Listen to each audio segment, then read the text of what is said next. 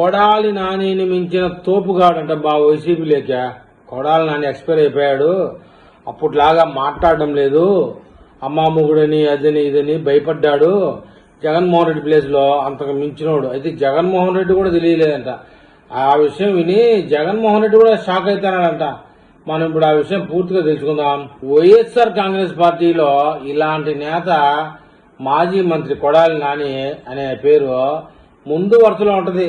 ఎప్పుడు ఎట్టంటే ఏం జ్ఞానం ఉండదు రాజకీయంగా, బూతులే బూతులు బీపులు వేసుకుంటా ఉండాలా ఏ మీడియా అయిన ఇంటర్వ్యూ తీసుకుంటే. అయితే ఇప్పుడు కృష్ణా జిల్లాలో మరో ఫైర్ బ్రాండ్ అంట నేత ఆ తెరపైకి వస్తాడంట. ఏంటంటే ఈయన అమ్మమ్మగుడు అది అంటే ఆయన ఏమన్నా వాళ్ళ నాయన మొమ్మగుడు అమ్మమ్మ మొగుడు అని ఏమన్నా కొత్త తరహా భాష మాట్లాడతారో ఏమో మరి. రాజకీయ వర్గాలు అయితే జోరుగా సాగుతుంది.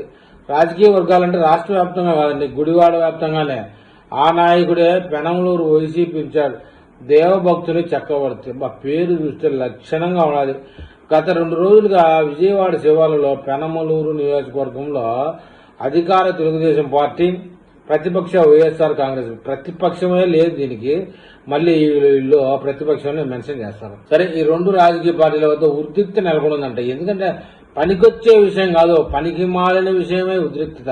దేశభక్తుని చక్రవర్తి తాత విగ్రహం ఉండాలంట అక్కడ, దాని గురించి కొట్టాడుకున్నారు చాలా రోజుల నుంచి.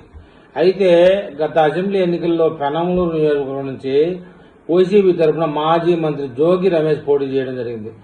ఆయన విజయం సాధించలేకపోయాడంట. పాపం పోరాడి ఓడిపోయినాడు. ఎన్నికల అనంతరం నియోజకవర్గంలో పార్టీని బలోపేతం చేయడం కోసం జగన్మోహన్ రెడ్డి దేవభక్తిని చక్రవర్తికి ఇన్ఛార్జి బాధ్యతలు అప్పగించారంట.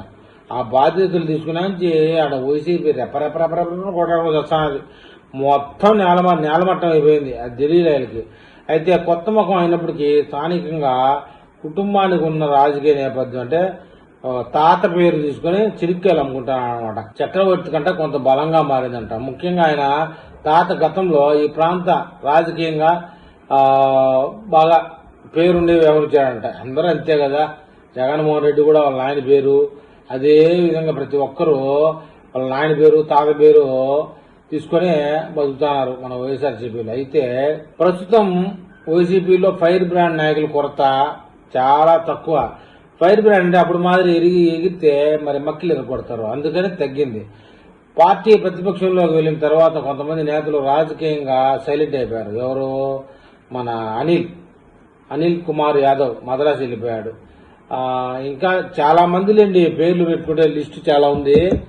ఆ పేర్లన్నీ ఇప్పుడు అవసరం. అయితే రాజకీయాల్లో దీర్ఘకాలికంగా నిలదొక్కోవాలంటే విమర్శలే కాకుండా ప్రజల్లో బలమైన పట్టు సాధించాల్సిందని విశ్లేషకులు చెప్తున్నారు. రాజకీయ వర్గ స్థాయిలో, నియోజకవర్గ స్థాయిలో పార్టీని బలోపేతం చేయడం, ప్రజా సమస్యలపై నిరంతరం పోరాడడం, 24 గంటలు బూతులు తిట్టే శక్తి కావాలన్నమాట.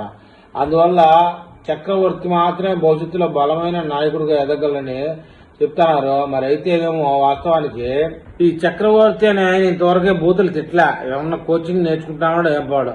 కృష్ణా జిల్లా రాజకీయాల్లో ఇదే కొత్త చర్చ.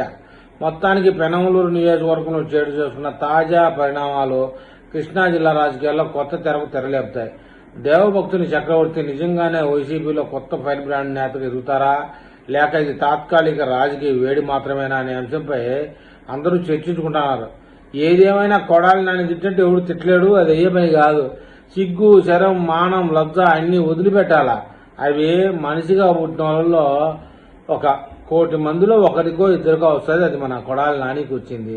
ఈ దేవభక్తుని చక్రవర్తి వాళ్ళ తాతగారి పేరు అంటే ఏమి కొడాలి నాని కంటే తీసిపోయిన మించినోడేం కాదని అనిపిస్తుంది. ఇది కేవలం పుకారు వార్తే అని అనుకుంటానా. మరి ఈ విషయంలో మన గుడివాడ పెనమలూరు ప్రజలు ఏమని కామెంట్ చేస్తారు చూద్దాం.